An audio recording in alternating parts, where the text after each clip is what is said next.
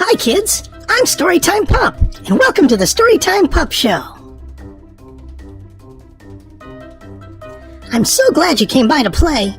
I love when my friends come by to play, and you're one of my friends. Are you ready to have fun? Let's see what we're going to do today. Magic marker, show us what we're going to do today. Yay! It's Storybook time! We love Storybook time! Well, hi kids, and thanks for stopping by for today's book. Today's book is Grandpa's Magic Garden, and it's written by Carey and illustrated by India Danter. Are you ready? Okay, let's get started with today's book. Most weekends, Ray stayed over at Grandpa's house. Grandpa had a very large garden, and the garden was so huge and overgrown that it was hard to see where it starts and where it finishes. Grandma had always looked after the garden, but since she left to go to heaven, Grandpa had left it to overgrow. The garden looked very messy and very sad. One day, whilst Ray was staying over, Grandpa was busy doing his woodwork in the shed next to the house. Ray knew Grandpa was very busy catching up on all his work, so she decided to explore the overgrown garden. Grandpa didn't like her going into the garden in case she got hurt because it was so overgrown. As she walked down into the garden, she looked back to make sure Grandpa couldn't see her. As she got further into the garden, it got darker and darker.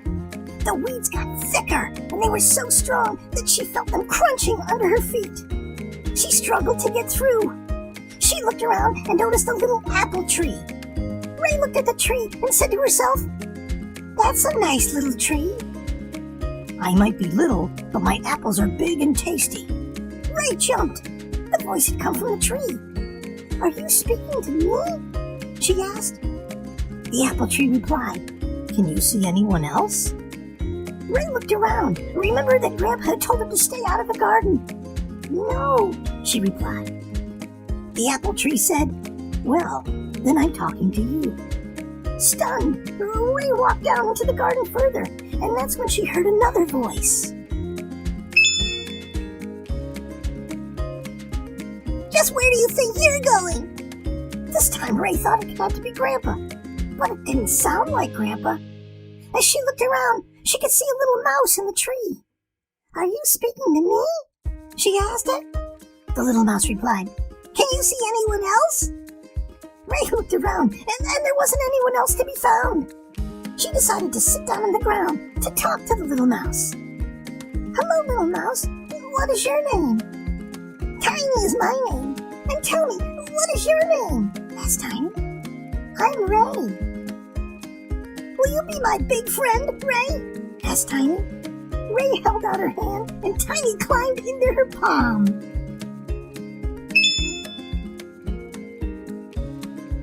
Ray turned around and asked the little apple tree, "May I have one of your big tasty apples, please?" The little apple tree swung around a branch and picked off a beautiful red apple, which it handed to Ray.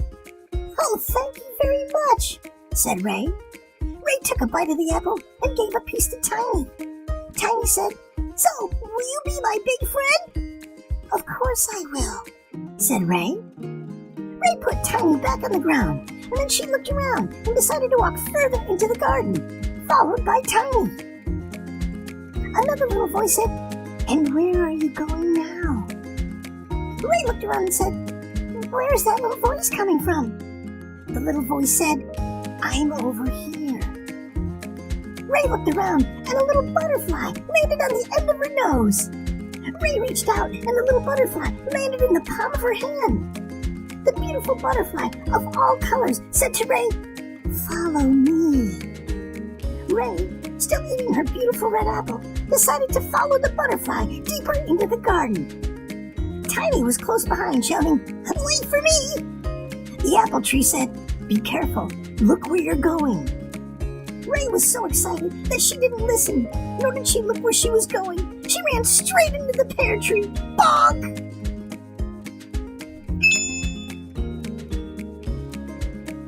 The pear tree was horrified. "Look where you're going," it said in a loud, stern tone of voice. Ray said, "I'm very sorry, I didn't see you standing there." The pear tree replied, "I've been standing here for a long time, 45 years to be precise." The apple tree shouted, "I'm older than you." The pear tree shouted, "Good, I'm glad you're older than me." Ray started to laugh. "What's so funny?" the pear tree asked. Ray, still laughing, replied, "You sound very childish." The apple tree said, "Childish? Maybe, but I'm the oldest." The butterfly told Ray, "Come on, keep up." "But where are we going?" asked Ray. "I'm taking you to see the giant ladybirds."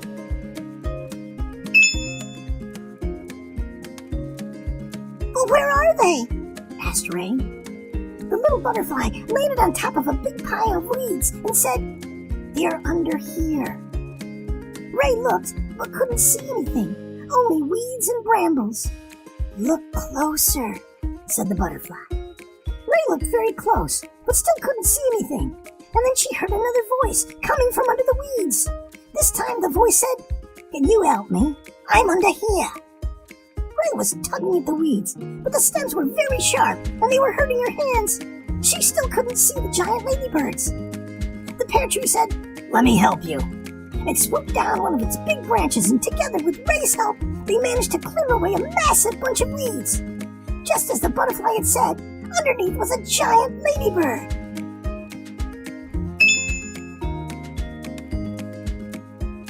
The ladybird said, "Thank you very much. I feel much better now." Ray couldn't believe her eyes. The ladybird was so big, about twice the size of the fluffy sheep that grazed in the fields nearby. The ladybird looked at Ray. "Tell me, dear, what is your name?" "I'm Ray." "It's very nice to meet you, Ray. I'm Fawn." "It's very nice to meet you, Fawn," replied Ray. Ray couldn't believe her eyes. She was totally fascinated by the garden. She stood still for a moment and looked around. With a wave of happiness, she said out loud, "Now I know why Grandma loved her garden so much." Fawn, the giant ladybird, asked Ray if she could help find his ladybird friend. But Ray couldn't see any more ladybirds, only weeds. Fawn told Ray, "It's been so long since we last saw your grandma that my friend Don and I are now out of sight. You see, the weeds have grown all over us and covered us so that no one can see us." Ray, still looking very carefully, struggled to see anything apart from weeds. "Look again, very close," the pear tree told Ray, "and you will see through the weeds." Ray did as the pear tree said, and yes, she could see there was another giant ladybird. Just then, Ray heard a very loud voice calling her name. This time she knew it was Grandpa, and his voice was stern and very to the point. Grandpa shouted, "Ray, are you there?" Ray shouted back, Yes, Grandpa, I'm coming." She picked up the apple, turned, and started to run backwards towards the house. The pear tree called after her, "Will you come back?" "Don't leave us," Tiny squeaked, but Ray had no time to reply. She knew Grandpa would be very cross already, and even crosser if she didn't reappear quickly.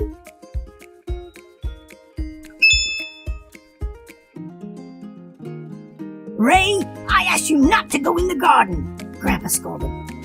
Ray went bright and said, "Sorry, Grandpa, I just wanted to see what it was like." "But you could have gotten hurt."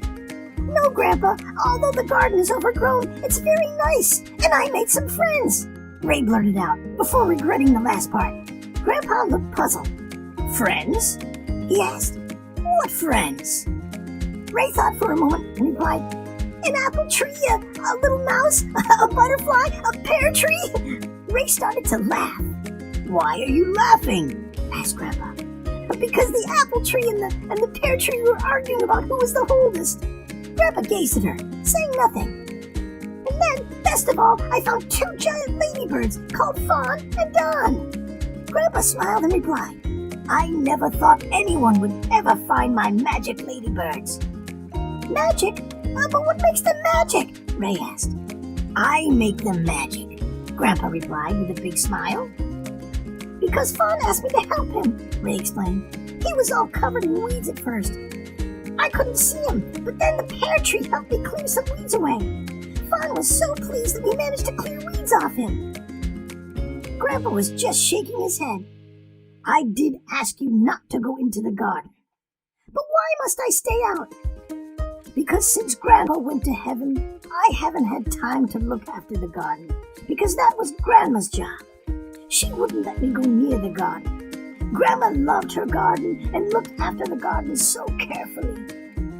Ray thought for a moment. In that case, I'm going to help tidy up the garden, because now that Grandma has gone to heaven, we need to keep it tidy for her. Grandpa liked Ray's reply and smiled. Okay, if you wish, but not today, because it's dinner time, and it's getting late. The next morning, Ray woke and went downstairs, but she couldn't see or hear Grandpa. When Ray got to the kitchen, Grandpa was just walking in from the garden. Morning, Ray, he said, very cheerful. Morning, Grandpa. What would you like for breakfast?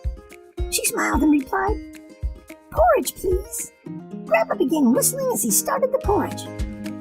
Grandpa, you seem very happy this morning, Ray said. Grandpa replied, Yes, I've been in my shed, sorting out all of Grandma's gardening tools and equipment so we can make a start on the garden. Ray was very happy to see he had gotten all the Grandma's gardening equipment ready.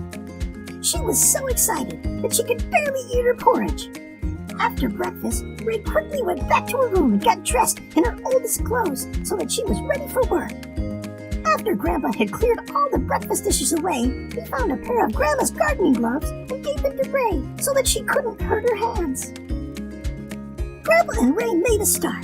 The first job was to clear all the weeds away. The apple tree, the pear tree, and the butterfly, along with Tiny, the little mouse, were really pleased to see Grandpa and Ray working very hard in the garden. By lunchtime, the garden was looking much better. They had been working so hard that they forgot all about lunch until Grandpa stopped for a moment and realized he was very hungry.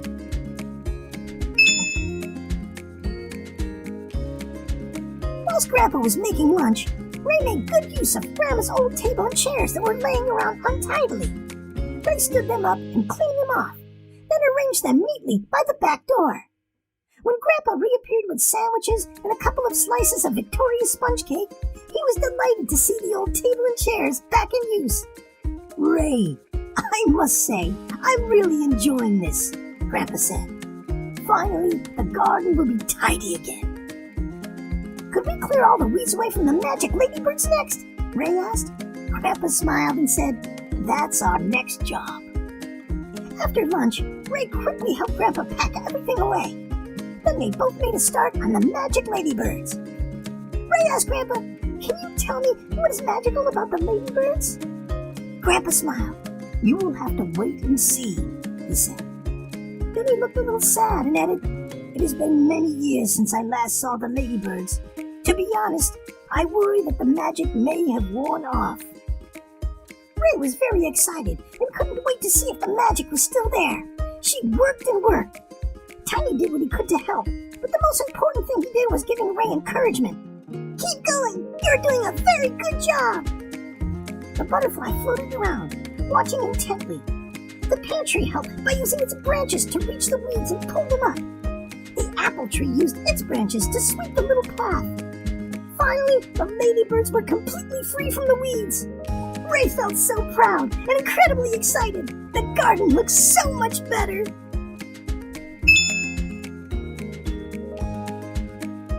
Fawn and Don also looked very pleased. Those weeds were getting very heavy, said Fawn. Yes, said Don. They have broken our antenna. Ah, yes, I see, said Grandpa. Not to worry, I can fix them for you. Grandpa and Ray were tired by now, but both were still enjoying working together in the garden. Once all the weeds were cleared away from the ladybirds, Grandpa went and got 2 buckets of water. What are you doing, Grandpa? Ray asked. We are going to clean the ladybirds. About time, said Don. We need a good clean. Tiny helped clean the ladybirds too, scrubbing away with his little paws. The butterfly had managed to find a little piece of dry duster, and once the ladybirds were dry, the little butterfly started polishing them. Next, Grandpa repaired Don's broken antenna. It wasn't long before the giant ladybirds were as good as new.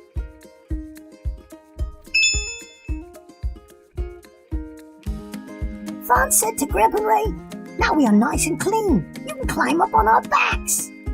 Grandpa said, "Are you sure? It's been a long time." "We may be old," Dawn said, "but we're not useless." Ray was surprised and asked Grandpa, "What do they mean by climb on their backs?" Grandpa smiled and said, "Watch me." He climbed up at the back of Fawn as if he were riding a horse, and then something very magical happened.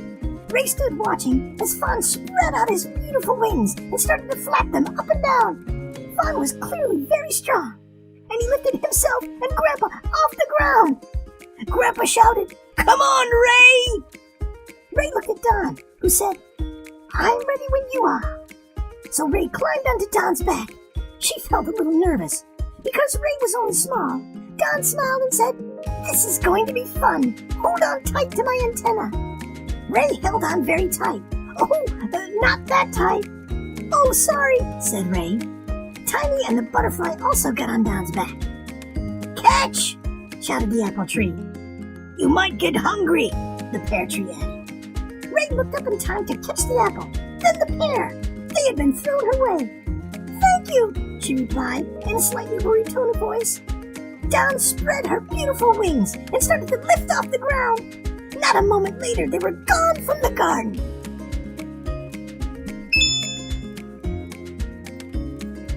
The ladybirds were flying around. Ray was still holding on, very nervous. She could not believe her eyes. Grandpa was in front, and he was shouting, "Faster! Faster!" He was really enjoying his ride. Ray saw how relaxed he was, and she too started to relax. "This is magic!" she shouted to Grandpa. The ladybirds had been getting higher and higher as they flew, and by now, Ray could look down at the beautiful meadows, fields, and streams. The ladybirds got tired rather quickly, so they landed in a field not too far from Grandpa's house. "Phew, we are out of shape," said Fawn, lying down in the grass. "Time for a rest," Don agreed. "Too right. All that gardening has caught up with me," Grandpa said. Grandpa sat down, and Ray joined him. Ray produced the apple and pear from her pocket. "Which one would you like?" she asked Grandpa. "Pear, please," he replied gratefully. Tiny and the butterfly decided to have a look around. When they spotted some delicious-looking blackberries, they rushed back to tell Ray. Ray asked Grandpa if they could pick the blackberries. "I see no problem with that," Grandpa said. "But where are you going to put them?" Ray looked up and thought for a moment, and then a good idea popped into her head. "Can I use your hat, Grandpa?" Grandpa looked at Ray and said, "Good thinking. Yes, of course you can use my hat." It wasn't long before Grandpa's hat was full of juicy purple berries. By the time they got back to the ladybirds, everyone was feeling better and ready to fly off again, back to the garden. "This is the best!" shouted Tiny. Within a few minutes, they were back in Grandpa's garden. And just like that, their adventure was over. Ray thanked the ladybirds, and the ladybirds thanked Ray for helping to clear all the weeds away and for cleaning them. "You're welcome. Today was the best day ever," Ray told them. Ray picked up the blackberries and asked Grandpa, "Can we make a blackberry pie?" The apple tree overheard Ray and shouted, "Blackberry pie is much better with apples as well." Ray replied, "In that case, please, may I take some of your apples?" The apple tree replied, "Yes, of course. Let me help you pick them."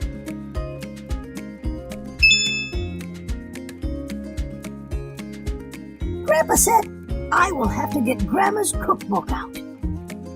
Grandpa and Ray made the most delicious apple and blackberry pie using Grandma's recipes. Just as the pie came out of the oven, Ray's mom and dad arrived to collect her. But before they left, it was time for apple and blackberry pie with fresh cream and a sprinkle of brown sugar. "What did you get up to this weekend, Ray?" Mom asked as she tucked into the pie. "Yeah, said Dad. "Did you have a good time?" Ray looked at Grandpa and replied, "The best!" The end. So what did you think about today's book? What a magical adventure that was! What an incredible garden with the talking trees and the talking animals and the flying ladybirds! Wow, I thought that was so exciting! I hope you enjoyed today's book. I'd like to say a great big thank you to Carey for sharing this wonderful book about Grandpa's magic garden.